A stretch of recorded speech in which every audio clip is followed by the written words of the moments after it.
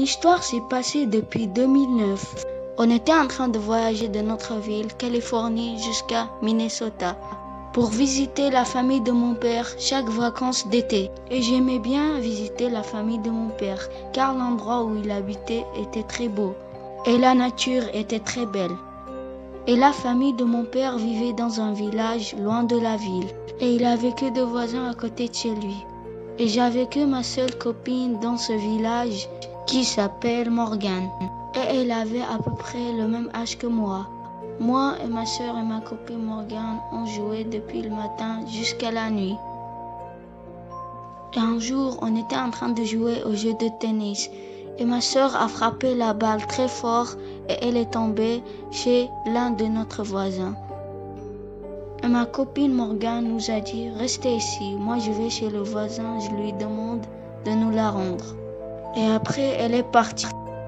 Et quand elle est partie, je me suis tournée vers ma soeur et je lui ai dit « Je pense pas que c'est une bonne idée que Morgane va toute seule. Je vais avec elle, comme ça si elle a besoin d'aide, je l'aide. » Ma soeur m'a répondu « Non, ne va pas, on l'attend ici, elle va venir toute seule. » Et ma soeur a commencé à réparer le filet et moi je suis partie en courant vers la maison du voisin.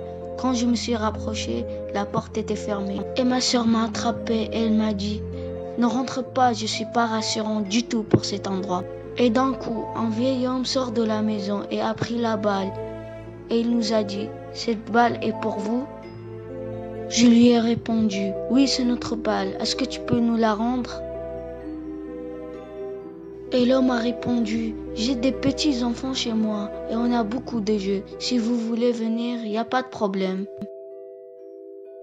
Et nous, on était très petits, on était très contents de ce qu'il a dit.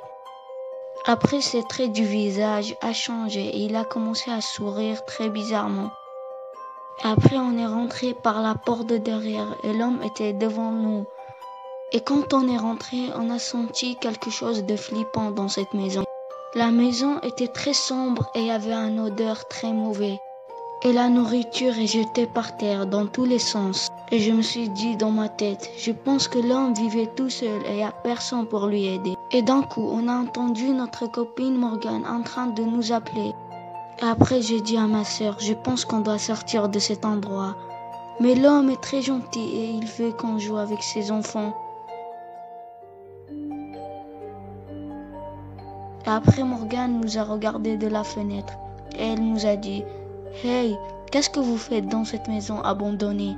Et je lui ai dit « Il y a un homme très gentil ici. » Elle m'a direct coupé la parole et elle m'a dit « Il n'y a personne dans cette maison depuis longtemps. Et ceux qui étaient là, ils ont déménagé depuis très longtemps. » Au début, je pensais qu'elle était en train de mentir. Mais quand je regardais son visage, j'ai vu qu'elle disait la vérité. J'ai dit à personne qu'est-ce qui s'est passé avec nous.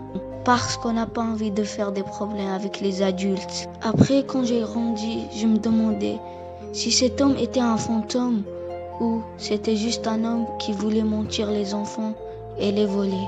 Et à la fin, cette maison a été détruite complètement à cause des choses bizarres qui s'est passées dans cette maison et la mauvaise odeur qui sort de cette maison.